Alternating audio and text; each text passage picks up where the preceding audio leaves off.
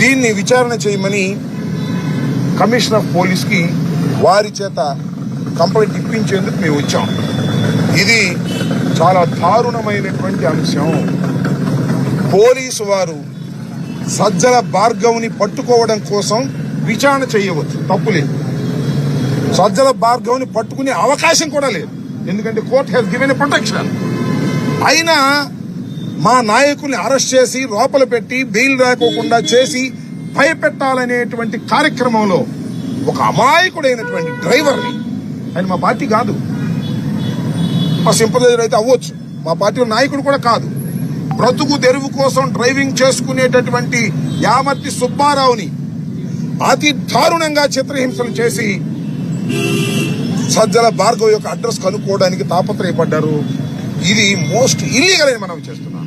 ఏదో చెప్తున్నారు కదా, వాళ్ళని కొట్టారు, వీళ్ళని కొట్టారు, ఆ ఎంపీని కొట్టారు, చాలా గందరగోళం చేశారు. ఎంపీ అయినా ఎమ్మెల్యే అయినా డ్రైవర్ అయినా చట్టంలో సమానం అనే విషయాన్ని ఈ సందర్భంగా మనం చేస్తున్నాం.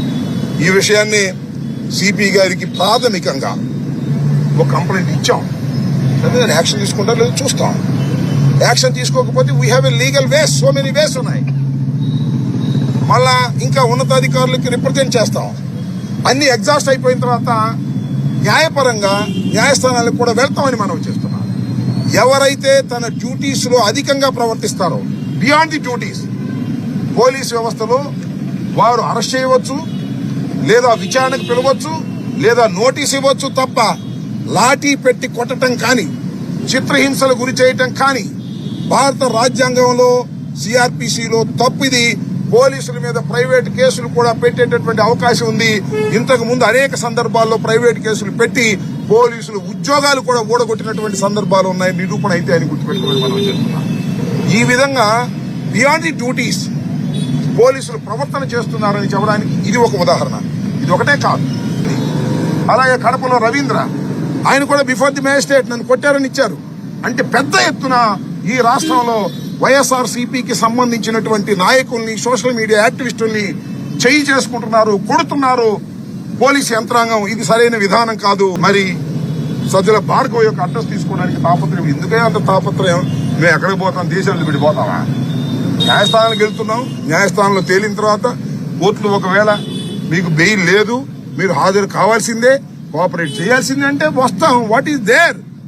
చట్టానికి అతీతులు ఎవరు కాదు కదా. మీరు ఫాల్స్ కేసులు పెట్టారు, వాటి మీద న్యాయస్థానంలో ఫైట్ చేస్తున్నాం. మాకు హక్కులున్నాయి. యాంటిసిపేటరీ బెయిల్ తీసుకునే హక్కు ఉంది, క్రాష్ చేసే హక్కు ఉంది. ఈ హక్కుల కోసం మేము పోరాడుతుంటే మా మీద ఈ విధంగా చిత్రహింసలు పెట్టి అమాయకమైనటువంటి ఒక డ్రైవర్ ని, యామర్తి సుబ్బారావుని చిత్రహింసలకు గురి చేశారు. ఈ పాపానికి పరిష్కారం చంద్రబాబు నాయుడు గారు, అదేవిధంగా రెడ్ బుక్ అధినేత ఆ రైటరు లోకేష్ మూల్యం చెల్లించక తప్పదని మనం చేస్తున్నాను. దీని మీద ఎంక్వైరీ చేయమని సిపి గారికి మేము చెప్పాం. చూస్తాం, ఎంక్వైరీ చేస్తారో లేదో చూస్తాం. తర్వాత ఫర్దర్ స్టెప్స్ కూడా వెళ్తామని ఈ సందర్భంగా నేను మనవి చేస్తున్నాను.